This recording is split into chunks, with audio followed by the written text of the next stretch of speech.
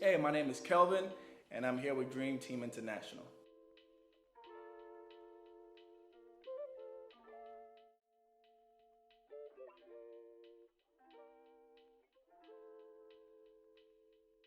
Kelvin is an ambitious man um, who loves his family and loves God. Most people might describe me as um, a very ambitious person who has um, a lot of affection for my continent, that's Africa.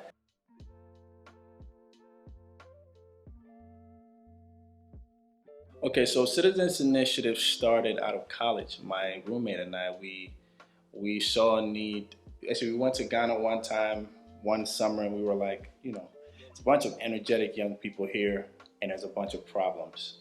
And we think that there could be an opportunity for these young people who have so much energy, so many ideas, to tackle some of these problems, these social problems, in the smallest possible ways they can, or even big, right? And so we started Citizens Initiative as a social impact incubator to work with young people to kind of come up with ideas and solutions to solve some of our problems that we face in Ghana.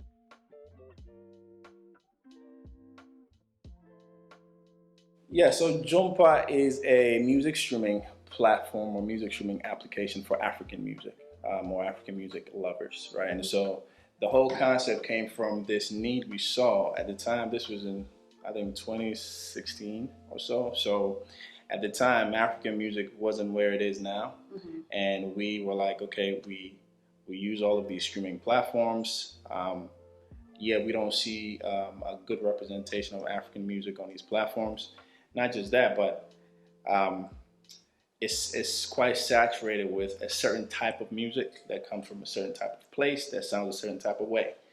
But we know that Africa is a very diverse continent, right? We're talking 54 countries, 2,000 plus languages, ethnicities, plenty, right? So we wanted to build something for the African listener who is coming from wherever they're coming from in Africa, right? And so we wanted to build an application that curated music with depth and with specificity to their ethnicity, their culture, their language, that can feed people specifically music that they can relate to.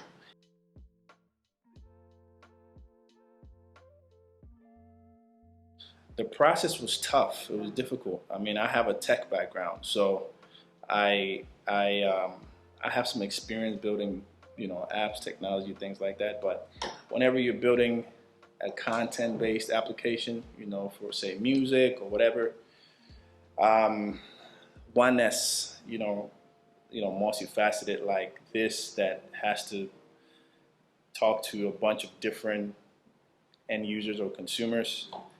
Somebody from this country might want it this way, or somebody in this demographics might want it that way. A lot of work goes into it from just understanding the user perspective, the person perspective.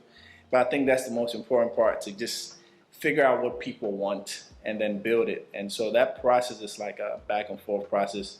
It takes a lot of effort and it takes a team to do it, right? I mean, you need developers, you need engineers. And so we had engineers, I have a co-founder. You need UX guys, you need designers, graphic guys. You need a team of people. You need people who help you raise funds to fund the project, right? Yeah. And we had all of that. We put together a team of people who all help make the dream come to life.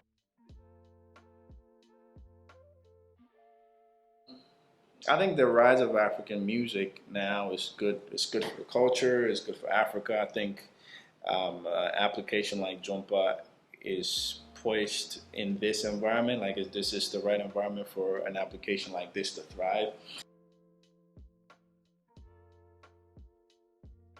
Yeah, I think it's gonna be mainstream at some point, just like hip hop, right?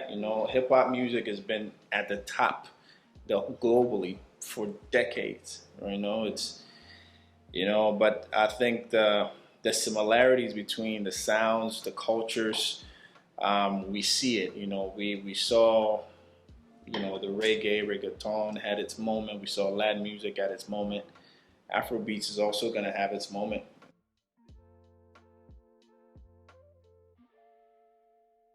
I think there's something to be said about the sound that they make, and that it travels further and it works for the global listener. So the house is a co-working space in Accra and East Legon that I run.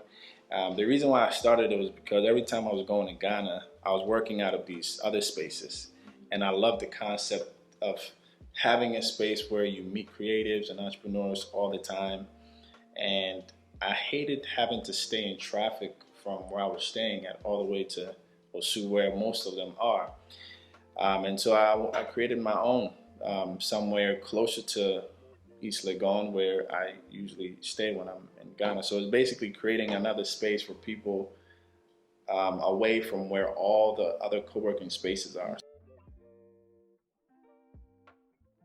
This is probably also where God comes in the picture a lot, because I don't have answers to a lot of the hows, like how a lot of things happen, but I know a lot of it is you meeting the right people, right? I mean, you just randomly meet somebody who has where our space is now, the owner of the building, I just randomly met him.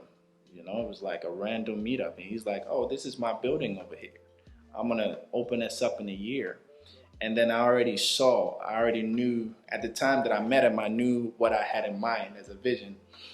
And I saw it was a great location. So that's where that begun. And so he became, a mentor. He kind of made it easier for me to find my first space. I mean, there's still a lot of stuff that we need to do. I love what I'm seeing already from the creatives, on TikTok, on Instagram with music. I think the movie space is questionable now. It's just kind of taking a big dip, but that's globally. I feel like, especially across the continent, I think movies is funky. But I think that the music space and all the other creative spaces, we're seeing a lot of activity. And what I love most is now we're seeing individuals become creatives, and that is a new phenomenon, right? Because it used to be you have to have a production studio, all of these big things, but now you just see, your average Kwame and Akus down the street in their in their studio somewhere, and and they're creating some bomb content, some bomb podcasts. Boy, average day. There's no average day. Every day is different. In Ghana, it's like, one thing about Ghana that makes it kind of fun and cool to be in, it's like every day is a new adventure. It's like every day you're going to run into problems. That's the first thing. But sometimes the problems wake you up. They make you feel alive. Some of the problems you wish you never saw or came across, but some of them, they're good problems. They show you opportunities. It's like, every day I come here, everybody's standing here doing this. This is an opportunity to create a solution. Ghana and enjoyment are like this, right? I mean, that's like the first thing.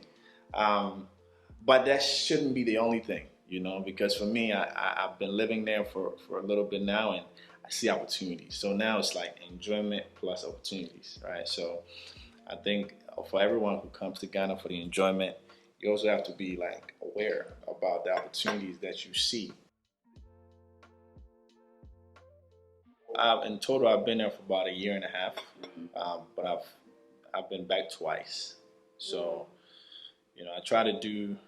If it was up to if I had the means, I'd come back every 3 months, just because my mother lives in America, my father is there in Ghana, so I've got siblings and family on both sides that I'd love to see more frequently, but it's also about logistics and how things work out. But I try to at least come back every 6 months. The newest thing that I'm getting into now is the crypto space, the blockchain space. I think, we've been, when I say we, I'm talking about Africa and Black people. We've been behind on so many things.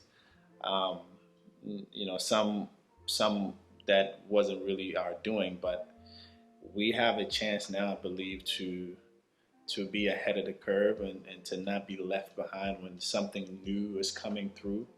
And I think, you know, I want to be in that conversation. I want to be part of that. The thing that I'm struggling with is focus. You know, it's like, because what ends up happening is you have so many interests and you have so many places that you're putting your energies to, and you realize that one thing is not, you know, like you realize that it's not getting the results that you want, and you know that you need to focus on something, but that also means you've got to sacrifice other things and say, you know what, I'm gonna put this aside. I mean, people make or break you. It's crazy. You know, you meet somebody and they'll take your idea from nothing to like they would just help you. You know, just help you. And then you meet some other people who would just derail you. I mean, you want to go this way, they would just turn you all around. I've had some struggles in that area, just finding the best people to work with, especially in Ghana. Ghana is like you got to search under your pillows to find people you can trust, because trust is expensive in Ghana. You're not just gonna find people you just trust, and that's just my opinion. Fear is crippling, you know, and you've got to listen to yourself.